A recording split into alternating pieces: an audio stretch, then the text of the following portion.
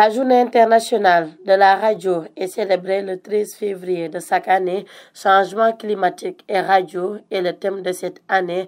Le rôle de cet outil à travers les programmes diffusés à la radio, le directeur général de la radio Number One FM. Il faut se féliciter du choix d'abord de la journée. Ça permet au moins, même si c'est une fois dans l'année, de parler du travail que la radio fait, parce que la radio reste encore un outil puissant de communication malgré l'avènement des nouvelles technologies. Et le thème aussi est d'actualité parce que nous sommes dans un monde qui est déréglé, victime de changements climatiques. Nous vivons cela au quotidien. Il fait chaud le matin, il fait froid l'après-midi, il pleut rarement. Donc c'est véritablement la montre qui s'est déréglée et qui a un effet négatif sur notre environnement. Et je pense que Espace ne saurait mieux trouver qu'une radio pour sensibiliser, parce qu'il s'agit de cela. Il faut informer, parce que les populations ne connaissent pas trop les enjeux et défis de ces changements climatiques. Et nous, en Casamance particulièrement, nous vivons les méfaits de ces changements climatiques avec les phénomènes de l'érosion côtière. Quand vous allez dans le Kafountine ou au Cap Skirring, la raréfaction des ressources halieutiques, les pluies qui se font rares, les cultures également qui se font rares. Donc tout cela, les radios doivent permettre d'éduquer les populations, de les sensibiliser vers un changement de comportement. Parce que c'est vrai qu'il y a l'œuvre de Dieu, c'est Dieu qui a changé son climat, mais l'œuvre humaine aussi est souvent derrière. Les forêts que nous coupons, le déboisement, donc tout ça, je pense que c'est parce que souvent on ne communique pas assez.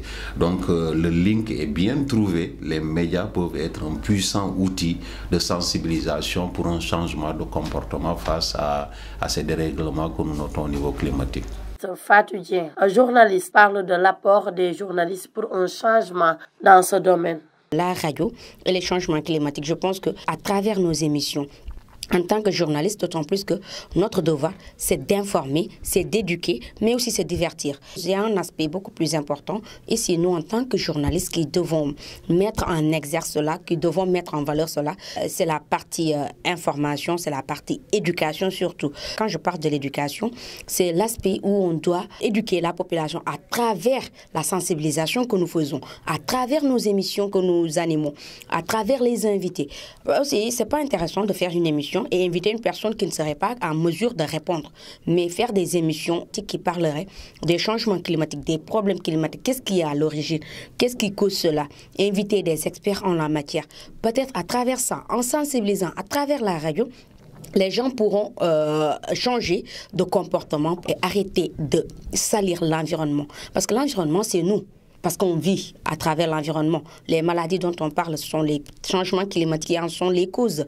La dernière radio à être créée dans la commune de Ziguinchor, Number One FM, est une continuité pour ses ambitions dans le secteur des médias, selon le directeur général.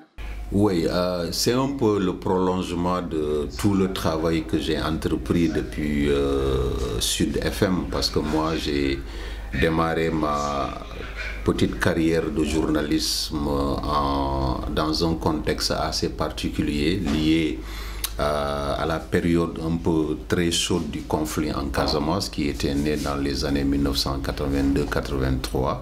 Donc à partir des années 90, vraiment, c'était les années de braise. Et ça a coïncidé avec l'avènement de la première radio privée au Sénégal, le groupe Sud, et dont un démembrement ici à Ziguinchor. J'ai été correspondant, puis la radio s'est installée. Et c'est dans un contexte assez difficile où il fallait faire son travail de journaliste dans un contexte assez sensible, puisque c'était deux parties d'un même pays qui se tiraient dessus. Et là, le journaliste était entre le marteau et l'enclume. Mais j'ai pensé qu'en tant que journaliste, il ne fallait pas m'arrêter au factuel, aller prendre des informations et les donner au quotidien. Il y a mieux qu'une radio peut faire, c'est d'être un espace où les acteurs peuvent se retrouver, dialoguer et discuter, en mettant en avant la force de l'argument et non l'argument de la force qui était privilégié sur le terrain. aidé par des partenaires à l'époque du programme Sud Congat, Solidarité, Urgence, Développement, avec Feu Martin Mané, paix à son âme. On a mis sur pied une émission qu'on a appelée Espace Paix.